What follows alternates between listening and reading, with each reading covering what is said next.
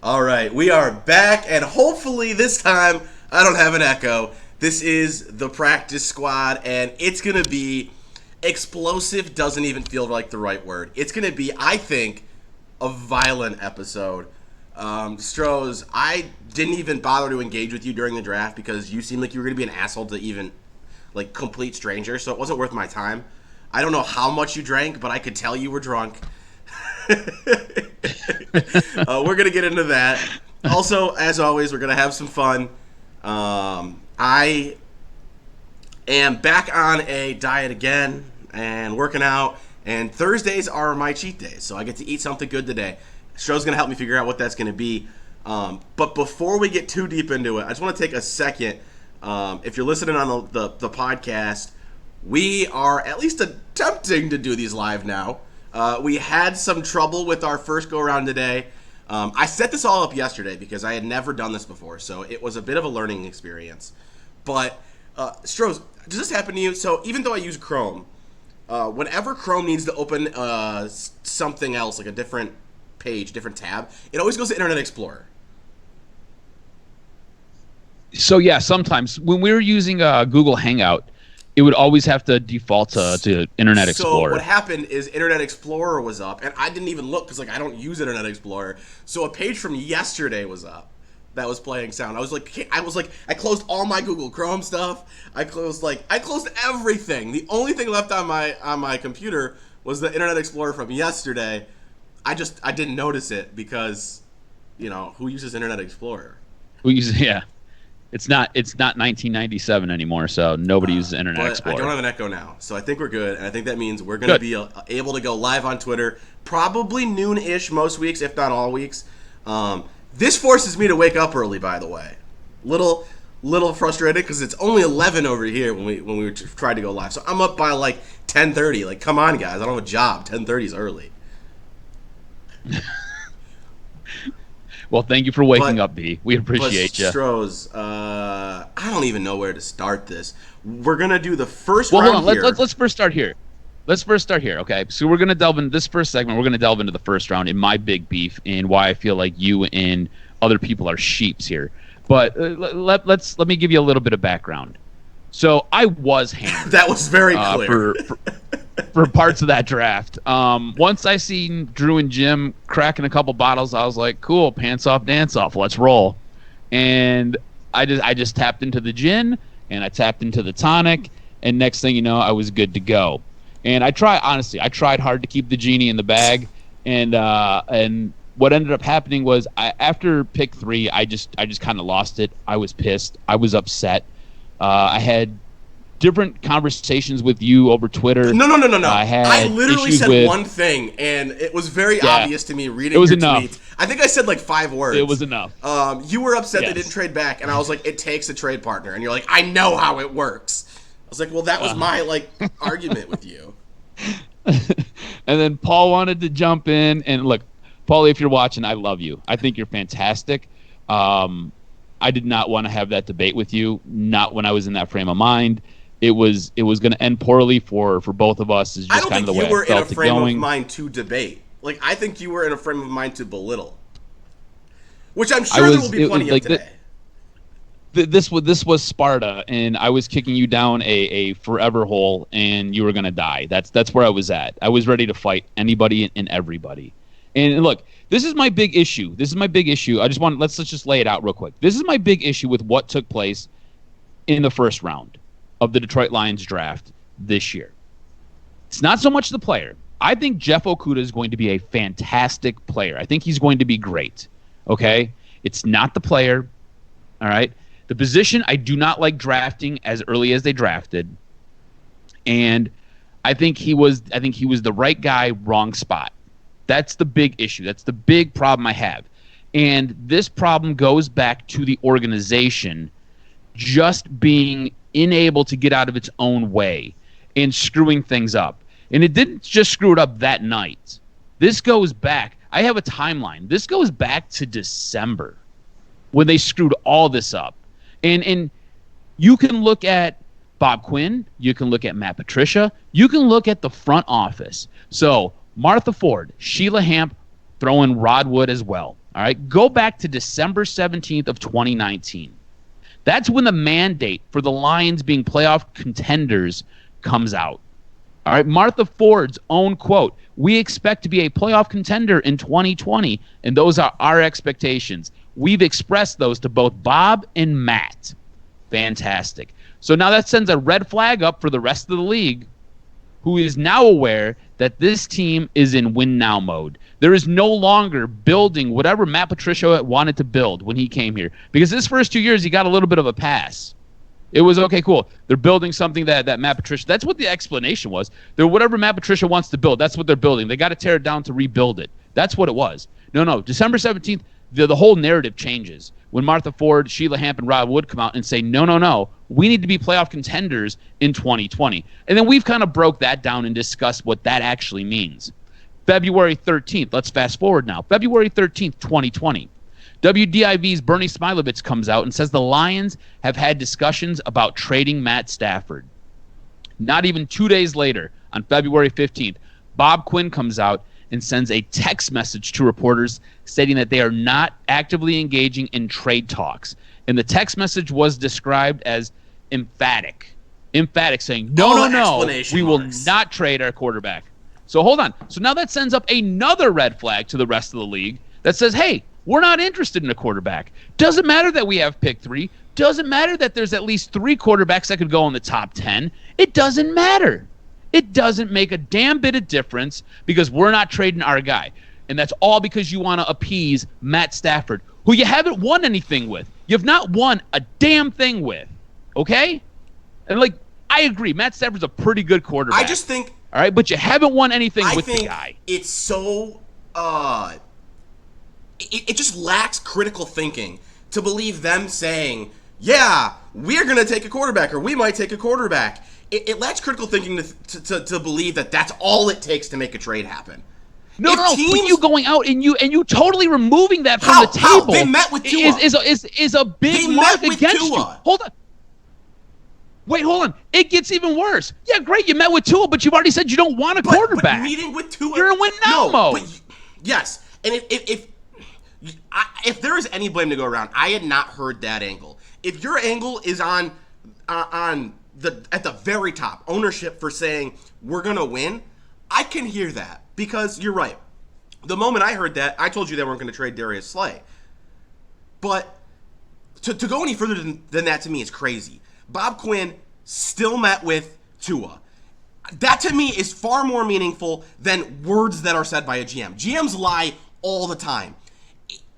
And they're supposed to. Yeah, exactly. They're supposed to, especially in draft time. You're supposed. But when your owner comes out and your owner says, no, you need to win. Thing. And you're an organization that is in a position where you have anywhere from 10 to 15 holes on your roster that have to be filled. You need to go out and get impactful players, guys to make a difference. With your first pick, you're not going to draft a quarterback to sit behind your franchise QB. You're not going to do that. Let's stick to one thing, because I said if you want to put the blame at the very top, I'm not going to fight you on that.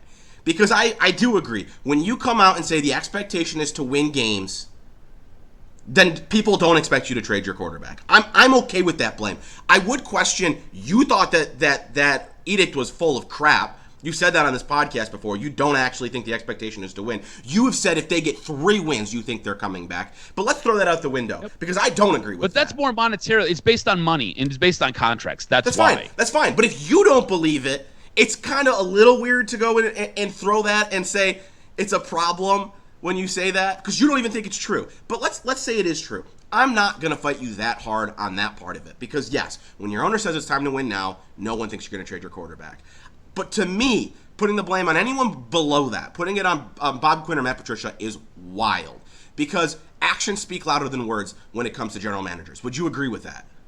Not just to us, but to other general managers. Yes. So to me, meeting with Tua says we're at least going to do our homework. I don't care what text message he sends to reporters. I don't care how many explanation points there are in it. It doesn't matter. They're meeting with Tua. That's as much as they can possibly do to convince teams they're going to take a quarterback. Now, I'll say this. I don't think it convinced anybody they were going to take a quarterback. I don't think you were going to. It wasn't going to happen. And I want to go even a step further. Let's say you did, or I just don't believe that teams that are all in on a quarterback are gonna wait just because they don't think the Lions are gonna take him. If a team is all in on a quarterback, if the Dolphins were all in on Tua, it didn't matter what the Lions wanted to do because they would have been nervous of the Chargers jumping or anybody else, or even the Patriots jumping, because Bob Quinn did talk about the want to trade down, and that was the way that was going to happen. To me, nobody was all in on their quarterback. And I went back and I looked at the history of first-round quarterbacks.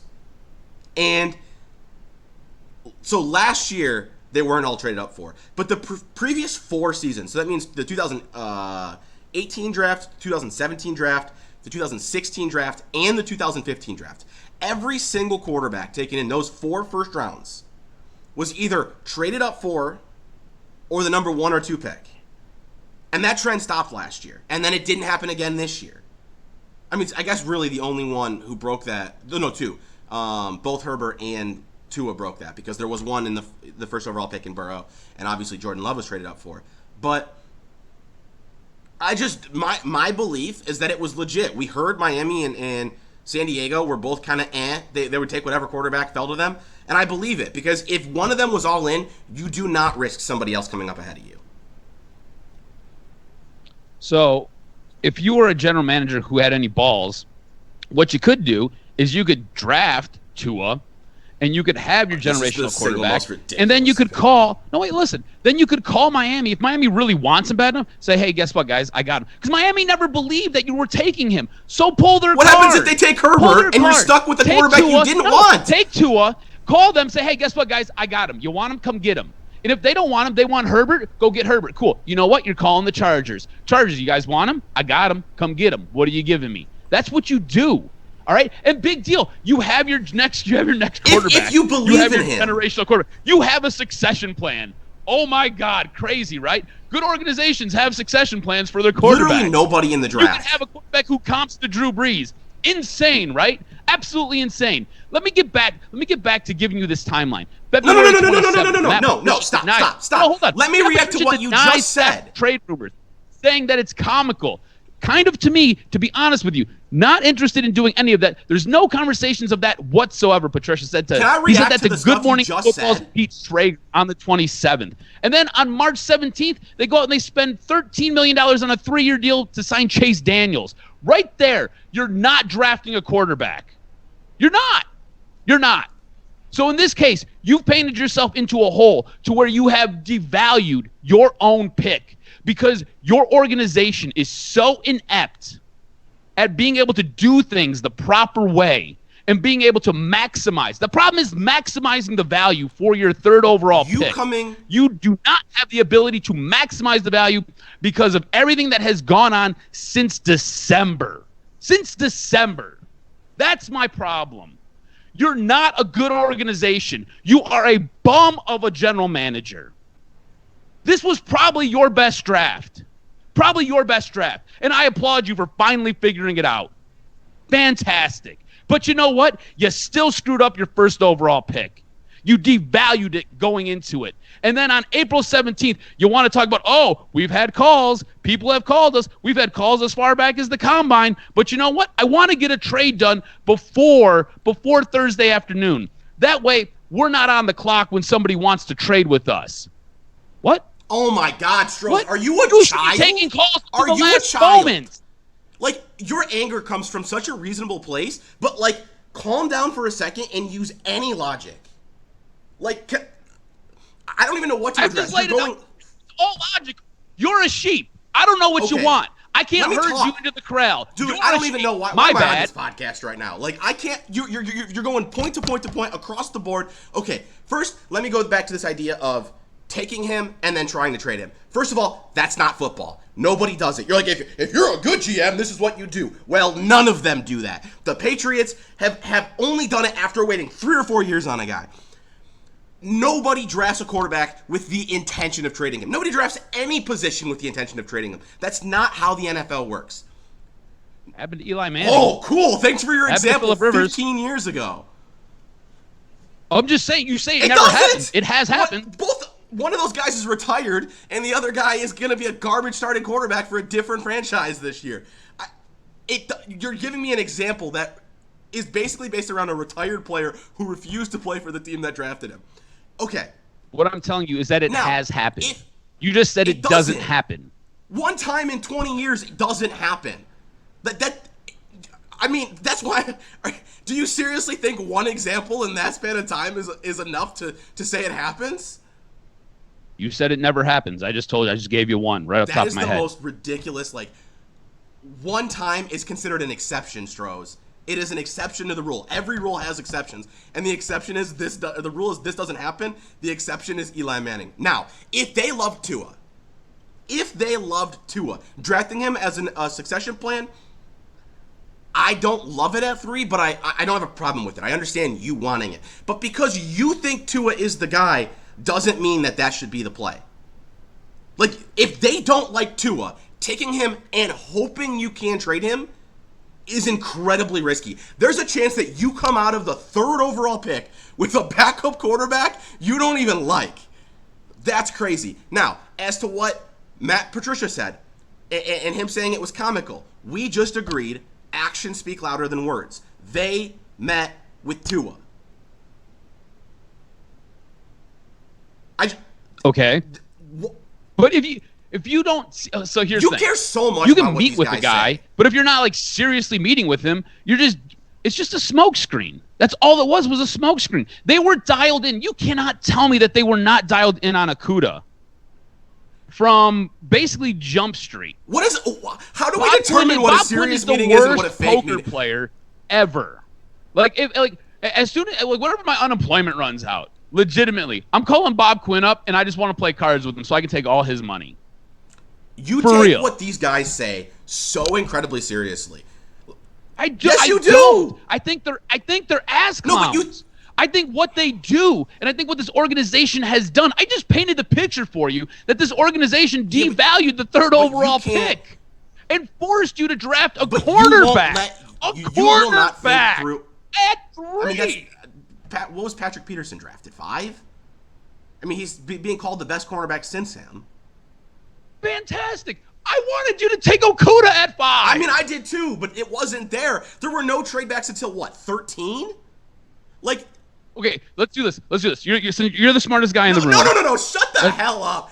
No. Let's do this. No, you're the smartest guy in the room. Let's do this. Okay? How would you have maximized the value for that pick at 3? What would you have done? I want you to put your Bob Quinn hat on. And I'm sure they did. Look at the big brain on beat. Let's see. Put your Bob Quinn hat on and tell me how you would maximize the value. I would have tried to trade it as well. But if there's not a partner, you don't just get to press a button that magically trades. You're mad every year they don't trade down, dude. Like, and so is everybody. That's it's the same crap. Everyone is mad when they don't trade down. It doesn't happen. Last year I wanted them to trade up and grab Josh Allen. Not the case at all. You don't want them to trade up. You're hoping he fell. But okay, maybe you weren't mad last year. Maybe you weren't mad last year. But like, this is the same like crap. It's every year like, they should have pretended they wanted this guy. So, like, that's not the way it works, man. Nobody was willing to trade up in this draft. That's why it didn't happen until 13. And by the way, Strohs, there's exceptions to this rule, too. The Packers came up and got Jordan Love. Like, you can't force people to want guys. Nobody wanted Tua bad enough. If somebody wanted Tua bad enough, they wouldn't risk somebody else jumping them. And I want to address one more thing, because you went so long jumping from point to point, I don't want to miss anything. When Bob Quinn said they wanted a deal done before the draft, what he meant was not, we don't have a trade approved, then we're not going to do it. You wanted to have the parameters worked out, so then when things fell, that's basic I'm NFL aware. draft, and why were you complaining about it? Because it makes him sound like an ass. It doesn't. It makes him sound like a You boob. come from a place of he's an ass, and so you hear everything that way. I have issues with this draft too, but listen.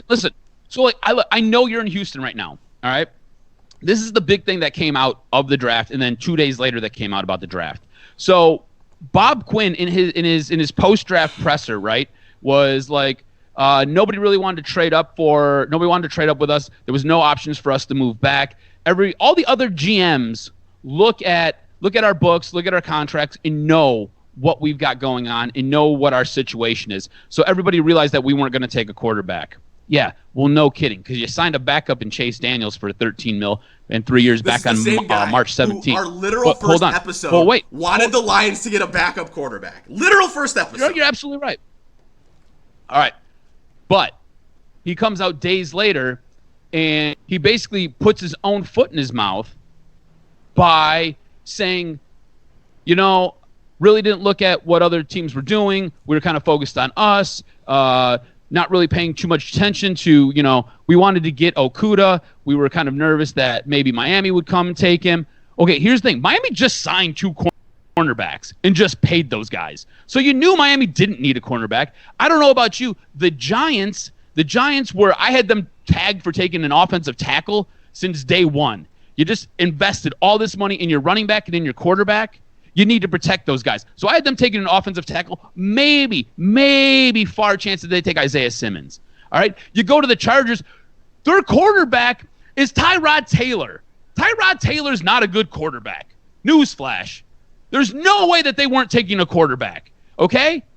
Miami has Ryan Fitzpatrick. They're taking a quarterback. Like, you can look at other teams and you know what they need. You know what their needs are. For Bob Quinn to come out and say, hey, other general managers knew what we had, and for Bob Quinn to not know what other general managers have, is just an indictment on him. Dude, like you're painting the picture for why no one should trade for 3. Like, Bob Quinn was right about the first part of that. People can look and see they didn't need a quarterback. Yes, if he was legitimately afraid that someone was going to take Okuda ahead of them, I'm with you. That's a problem. I just don't know why you put so much value in every single word. Nobody was going to trade because nobody thought he was going to take a quarterback, because I just laid out why. You also got to understand, like, if people thought the Lions were going to take a quarterback, they were never going to trade with the Lions. It's possible they trade up and Chase Young falls, and we agree that would have been good too. But, like, I would just like to live in reality and have this discussion, and it's apparent that that's not possible. Okay. You want to play fantasy GM? I don't want to play fantasy GM. I'm having a conversation with you, and I'm trying to present the argument that this team botched the handling of the 3rd overall pick. I just don't. And you don't want to hear it. No. I just don't think there's a world where somebody traded up. If they wanted Tua bad enough, they were going to trade up whether or not they thought the Lions were going to take him. They didn't, because you don't think the Chargers were a threat? I do. But you have to realize, too, you were in a weird situation this year. There were 3 quarterbacks that went in the top 6, okay? So there was no chance anybody was getting Burrow but the Bengals, right? Bengals weren't even entertaining phone calls from the Dolphins. Dolphins called them 3 times the night prior, and they wouldn't even answer the phone. So Burrow's off the board, all right? You figure that Chase Young's going to go to Washington. They got a great defensive coach in Ron Rivera. That defense, they just stacked it and added to it, and they built around what they already got going on. That's really, really good, and that's their defense. So that makes sense. All right, so now at number 3, you're sitting there, and there are 2 quarterbacks still available that, like I said before, would probably go in the top 10. All right? And if you're Bob Quinn, you don't necessarily need a quarterback. You know that. The rest of the league now knows that because you've devalued the pick. All right? The words you said. And your job is to try to maneuver and try to make it seem like you want to take one of these quarterbacks. That's your job. Every player should be open. You should never have came out and said that you weren't interested in trading Matt Stafford. You should have said, hey, you know what? We entertain all trade offers. We're trying to make our team better. We're looking towards the future. We're trying to build this thing the right way. So we do need to wrap this up. We've been doing this segment forever. I want to ask one final question. Yeah. Do you believe using exclusively words, if the only thing that changed for Bob Quinn, Matt Patricia, the Lions organization, was the words they said leading up to the draft, do you believe they would have traded the pick? I believe that there would have been the option to trade. I think Martha Ford and Sheila Hamp and Rod Wood. Which the report was they had no offers. You believe using just words? Yes. Yeah, I don't believe words alone create trade offers. That's the difference between me and you. That's it. We do need to move on. We'll get to the rest of the draft in the third part of this podcast, where I think we'll have some disagreements, but I don't think they'll be as violent. But right now, Strohs, so twice in my life, I have had what I would call successful. I don't like using the word diets. I'm not a fan, but I've successfully changed my eating habits. Unfortunately, both times I fell back into my old habits. It's a struggle for me. I like my food, but you do like your food.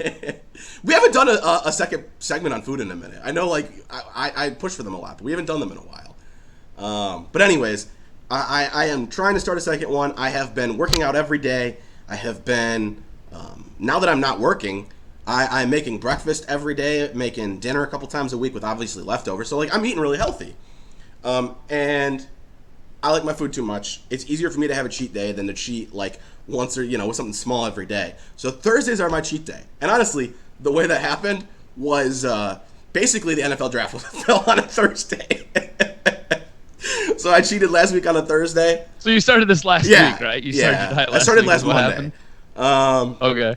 So today's a cheat day. And by the way, I haven't done enough of this. If you're watching with us live right now, we would love to have you interact live. We can take your comments and turn them into real time. I need you to help me figure out what am I cheating with today. So last week, and here's the other part of the reason it's Thursdays. Right now, I have my issues with them. I think I may have talked about them before on this podcast. But Buffalo Wild Wings has buy one, get one Thursdays, and right now free delivery. So last week it was chicken wings. And it will probably be wings a lot just because of that deal. But obviously it won't be wings this week. I'll tell you this, I've eaten a lot of baked chicken. I'm eating baked chicken every single day. Strohs, you got any ideas? For a cheat meal. So I'll tell you this. So Pizza sounds really good, but here's my problem with pizza. Even if I just order a single box of pizza, which is not how I normally do pizza. I'm normally like pizza, breadsticks, wings kind of guy. Even if I just order a single box of pizza, I'm going to have leftovers. And then so I either have to throw out the leftovers. Yeah, it becomes. Or I have to eat more tomorrow. It becomes temptation all day long. For like the next couple days. Yep.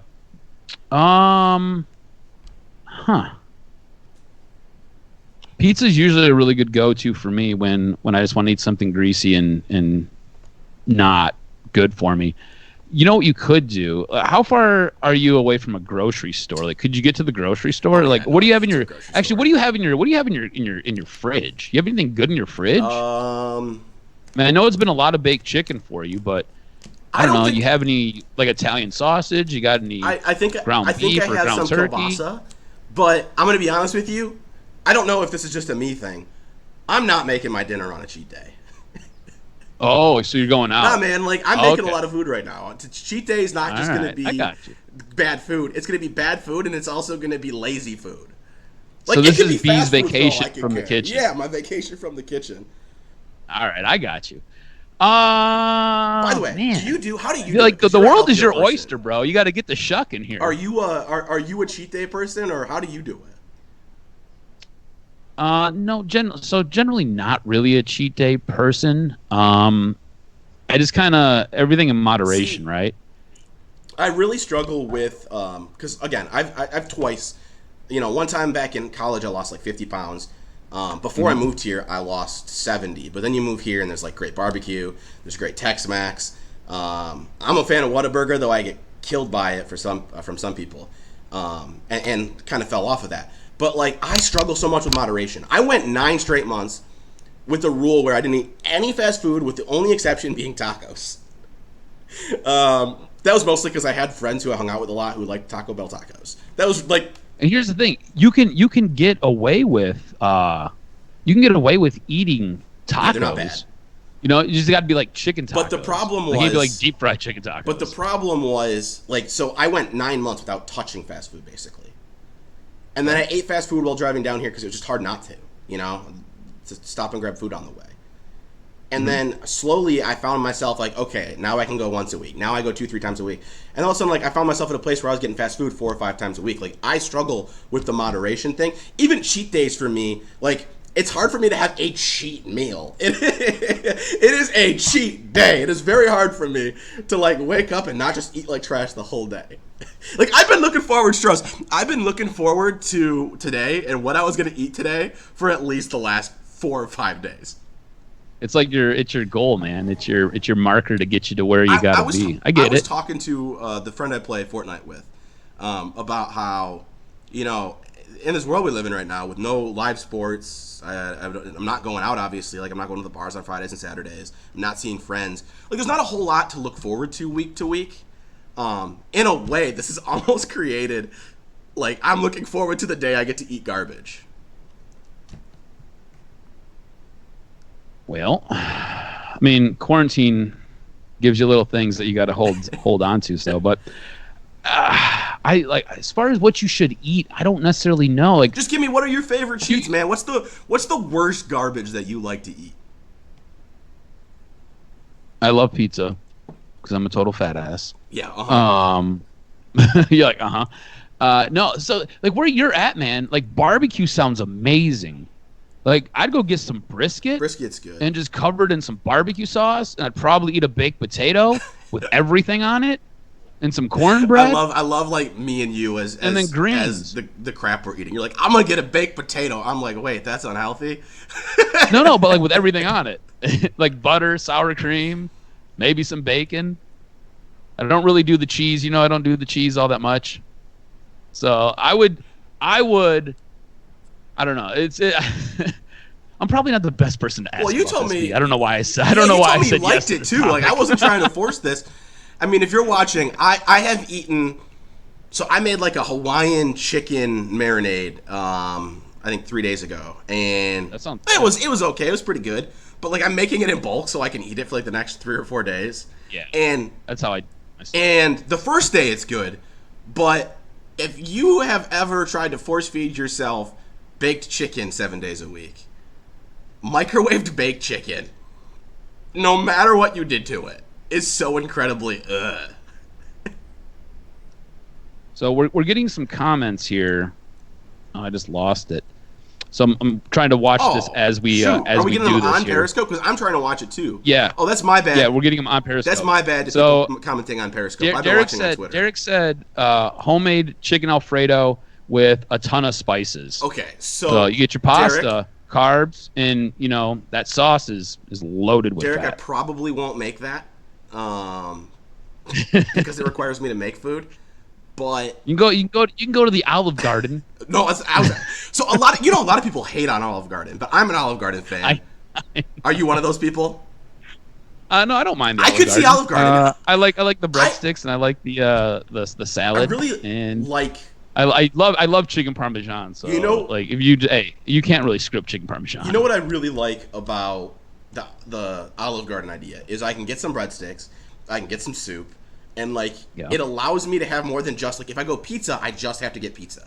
So it allows me to get a couple different things, but I don't have the leftovers I get with pizza. So I do like that idea. I actually think that's very much in play. You were talking about, so like usually when I cook, right, I meal prep everything. So I cook everything for a week at a time. And you're talking about how you just kind of get tired of eating the same meal over and over. What you can do, and this is what I do. So this is just a little helpful tip for you. When you prep all your food, right, season your chicken one way, season your chicken the other way, and then freeze all the extras, and then basically just pull it out of the freezer the day before for yourself, and you can kind of alternate between different flavored meats there. Not a bad idea. I did make the other day baked chicken parmesan, and that was a lot better reheated because you could do like I just add a little bit of fresh marinara to it instead of the stuff that I cooked it with the day before. So at least it wasn't so dry. Well, Strohs, you were useless. Well, no, here's the thing. This is what I would tell you, right? And I realize I am useless in this conversation. But being where you're at and knowing how good the barbecue is down there, I would go get some barbecue. I know that they probably have... Well, what's your favorite barbecue joint down there? I've only been to barbecue twice. Dude, it's a little complicated because I didn't know this before I moved here, but barbecue is like a almost exclusively lunch thing, at least here. Really? Yeah, and if you don't go early enough, they run out of things. They just serve it until they run out of stuff. So I've only been twice, and one of the times like they ran out of some of the stuff we wanted to order. So that's the other thing. Like I want to cheat for dinner, but yeah, I don't really have a favorite barbecue place because I've only gotten it twice down here. As good as it is, what's gotten me more is the Tex-Mex, and specifically there's a fast food place. I don't know. It's not unique to Texas, but obviously it's not in Michigan. Raising Cane's fried chicken. It's right next to my grocery store. That sounds so good. I get that a lot. So why don't you do that? Go get some fried chicken. It's just are you just done with I feel like I chicken? want a day off of chicken. I got you. As good as it is. Although I wouldn't mind some fries. look, go. Is there like a steakhouse around you, or like a place sure that there has a is. good steak? Like I love a good steak when I'm actually really on the when Olive I'm Garden tired idea. of chicken. And I'm sure All any right, well, Italians watching or listening are going to hate on me, but I think I really like the Olive Garden idea. what's your favorite thing at Olive Garden It's actually besides the fettuccine. breadsticks It's and the actually the soup? fettuccine Alfredo. Is it really? Yeah. I'm a fettuccine You've got fan. the taste buds of a 12-year-old girl, I don't think fettuccine's a child food. bro. Chicks eat that, and usually it's like a 12-year-old agree with to that. 17-year-old girl.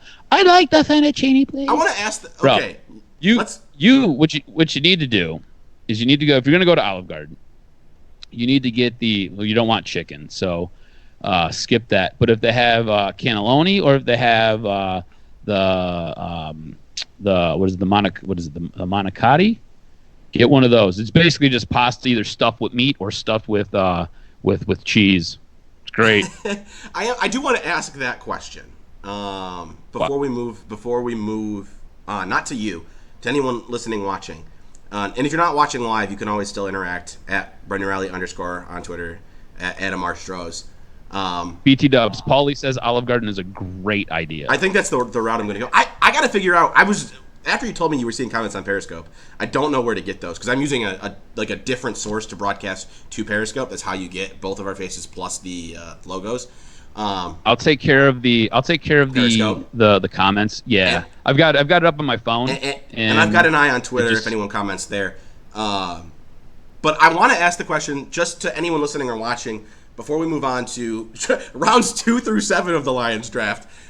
Is fettuccine Alfredo a young meal and B a woman's meal? Like, I don't care if the answer is yes. Like, I love my fruity alcoholic drink, so I really don't care. I just have never associated it with that, so now I'm kind of curious. Hold on, let me go off mic here real quick. I have a friend while I'm recording, so give me 1 sec. Hold on, let me ask them. Oh God. Fettuccine is that a female's meal and is it a young girl's meal? 100%. Yes and yes. Okay, let me ask the person here with me as well. Hey, is fettuccine a young girl's meal? No? You've never heard that before? Okay. I see what you did there. Hey man, I'm checking with the person here in my apartment. All right, we do got to talk about rounds 2 through 7 of the draft. It won't be as violent as the first round. I don't think so, which is good. I don't need it all to be violent. I don't mind arguing with you, but I want to have some fun. Strauss, let's just start round 2. DeAndre Swift. I know you. I feel like you hated this. No, pick. no, Did you hate no, this no. So I did a video after the fact, and I said I like this pick as much as I could possibly like running a running back at 35, which isn't much. I'm not a fan, and a lot of it's context. I'm not a fan of taking a running back in the second round when you just did that 2 years ago. Like, I do think there's value in investing in elite running backs, but it's still like it's less important than a lot of other things. So if you invest high picks in running backs, I don't want to see you invest anything else. I don't want to see you invest in free agents. I don't want to see you take other high picks in running backs. Like, if you want to take a 4th round running back every single year to have a deep running back room of guys who you think can be the guy, I'm cool with that. I just have an issue. Like, I know that Kerryon Johnson has his problems and he can't stay healthy. So I'm cool with finding a running back you're happy with to be the number 2. I just don't think that you should be spending a 2nd round draft pick to find a guy to split carries with Kerryon Johnson. That makes sense. That logic makes sense. I wanted them to go running back at 2, of course, because you don't. But no, realistically, when we were kind of going through this and I was doing my own mock drafts, I wanted them to take a running back at 2. And that was just because the way I seen the draft board falling, you had your option of at least 2 of the top 3 running backs in this class available to you at 35. And the Lions arguably got the number 1 running back with pick 35. So you got the number 1 cornerback, you got the number 1 running back. I'm okay with this. I like this. Kerryon Johnson, I never understood the Kerryon Johnson love and fascination. Ever since he was in college, the guy has been nothing but beat up and hurt. Hasn't been able to stay healthy. And when he's gotten to the league, it's been the same thing. He can't get through a complete season. So the way I see this playing out, especially in this backfield, I think it's going to be heavy DeAndre Swift. It's going to be some Kerryon Johnson as your change of pace. And what you might get is you might keep Bo Scarborough on the roster as an extra running back. But I think it's going to be heavy with those two guys, and I think this helps prolong Kerryon Johnson's career, and I think it helps accentuate the things that he does well. But there is no way Kerryon Johnson is an every down back. I know investing your second round pick, especially second time in 3 years, right? Especially pick 35, right? That's a big part. That's a big part of it too. That's a lot. That's a lot of capital. Yeah, I mean, I do think when you look at the draft as a whole, they did a good job emphasizing guys who are going to make an immediate impact. Yes. Whether or not you were happy with them staying at 3, Okuda's going to have a big impact early. He's probably your number 2 cornerback day one. DeAndre Swift, I happen to think Kerryon's probably going to start the season as the number 1, but DeAndre Swift's going to play a role from day one and may take over as the number 1. I really liked the third pick in Okwara. I do think there's a very interesting question that comes into play. They drafted a pass rushing linebacker in Okwara. They signed a pass rushing linebacker in Jamie Collins. Of course, both, they're able to play pass coverage. But these are both guys who are good at getting to the quarterback. Does that mean they're going to blitz now? I mean, I would hope so. I really love the Julian Okwara pick. That was probably arguably my favorite pick in this entire draft. That was a guy who, before his leg got broken, had a late first-round grade on him. And going into the combine or coming out of the combine had a second round grade on him. So I think you maximized a ton of value here with the third pick. And if you care deeply about what Bob Quinn and Patricia say, they had a hard time not taking him in the second. They said they could not believe he would be there in the third. And then as he fell, they started to get kind of nervous because they really wanted him. I agree. It's a pick I liked a lot. I don't know. I was, as far as, and we probably shouldn't totally ditch the running back conversation just yet, but as far as back-to-back guards, I don't know where I fall on that. I think they overall probably invested in offense a little bit more than I'd like. To take 2 guards and a running back in all 3 of those in the first 4 rounds is probably a little more than I like, but the guards, I mean, you probably have a need you probably have a guard and a half worth of needs. So you assume one of them starting day one, maybe the other one's in a guard rotation, which, by the way, I'm not necessarily saying I support the guard rotation, but I think the guard rotation's a lot less bothersome when Graham Glasgow's not part of the rotation. When it's, when it's Joe Dahl. So here's the thing, right? I don't necessarily have a problem with them going back-to-back guards. I don't know if I would have done it. Looking at what was available to them, especially in the third round, the fourth round, I really do like Logan Steinberg. I think he's going to be solid. I think he's going to be a stud. So I didn't have a problem with them taking him in the fourth round, but the third round, taking Jonah Jackson in the third, I have a little bit of an issue there because you could have did some other things. And looking at what was left on the boards, you could have took D-tackle Nevin Gilmore out of Oklahoma. That was a guy who, going into this draft, I was high on. He had a second-round grade. You could have got him in the third round. You could have took Jordan Elliott out of Missouri. He had a late second-round grade. So you could have addressed your interior of your defensive line. You also could have addressed your linebacking position. Look, I believe heavily in having a 7. So adding either Jacob Phillips out of LSU or Malik Harris out of Ohio State. And I'm a guy who's super high on Akeem Davis-Gaither out of Appalachian State. So you had some options in some different things you could have did with that third pick. Now, I get going guard. It makes sense to me because I don't know how long Joe Dahl will be here. I also have no idea how you're going to fill the role that Graham Glasgow left when he went to Denver and you didn't re-sign him. So I think guard makes sense. I think it's just a little bit too much on the offensive side when your defense is really and truly your Achilles heel of this team. Can we also take a moment? I'm curious. Overall, I've done a few of these, different podcasts reacting to the draft in different ways. And overall, I give the Lions a B+. I like the Okudah pick overall. It felt underwhelming, but when draft day came around, I all of a sudden got scared they were going to take Derek Brown. So I'm glad they didn't go that route. The thing about a guy like DeAndre Swift is it's hard not to get excited about him even when you don't think it's the right pick. An all-around back who can do it all. But can we take a minute? I think the pick of Quintez Cephas is actually kind of hilarious. Why? I love this pick. I think this is a great pick. I want to give. I think there's a lot of value there with this guy. I think he's going to slot in. He's going to take over for Danny Amendola later in the season. So, he's going to be your slot receiver. I mean, that's not to say he could never find a role, but I don't think he takes over for Danny Amendola anytime in 2020, which is fine. In round 5, if you're finding guys who are playing year 1, I mean, that's home runs. The reason it's funny, Strauss, and I don't hate the pick as much as this stat's going to make it sound like, and I want to give credit to MathBomb on Twitter who posted this. Since I believe it was 2016, there had been 9 wide receivers to post a combine 40 time of 4.7 or higher drafted. Of course, Quintez Cephas went above 4.7. Since 2016, 9 of them. They have combined for 18 career receptions.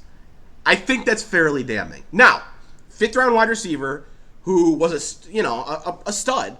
It's worth taking the risk that he's just like every single one of them in the 5th round. I don't hate it. I think it's a funny pick. I'm actually kind of a little surprised that you don't have a problem with how slow he is.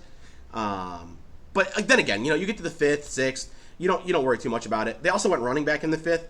I had a problem with them taking Jason Huntley originally, just because I was like, hold on. Kerryon Johnson's in your running back room. You drafted a running back in the 2nd round. I'm not saying Bo Scarborough's anything special, but he absolutely deserves a chance to fight for that 3rd running back role. I thought when they took Jason Huntley that it was going to take a job away from Bo Scarborough, which to me seemed like when you stumble across an undrafted free agent who has some success, you have to see what he is. But after reading a little bit more about him, because I don't know anything about New Mexico State running backs, he has a very defined role. He's going to be a speedy little pass catcher out of the backfield. He may play some special teams. He's probably not taking very many carries away from anybody. Yeah, I don't think he's going to take carries away from anybody, but I do see him having a role on special teams, either as your kick returner or your punt return guy. I don't think he's going to poach anything from a guy like Kerryon Johnson or from DeAndre Swift or even Bo Scarborough. He was brought in for a specific reason. I don't necessarily like you wasting a draft pick on a guy who's going to be your special teams player. I don't have as much of a problem as you. I don't like that. You could pick, given what he's done. Was Jamal Agnew worth the pick he was taken with? Because I'd already say an absolute, no doubt about it, yes. Yeah, I like Jamal Agnew. I mean, you gotta hit. If you're taking a guy as a special teamer, he's got to hit. He's got to succeed. No, for sure. But for sure. I don't mind it.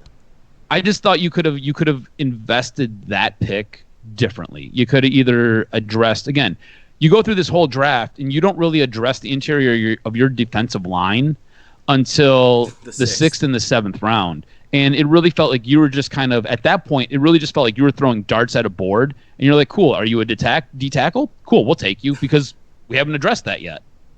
Yeah, my issue, to be honest with you, was probably more not addressing defensive end. You're probably betting on Flowers in Hand if Hand comes back healthy.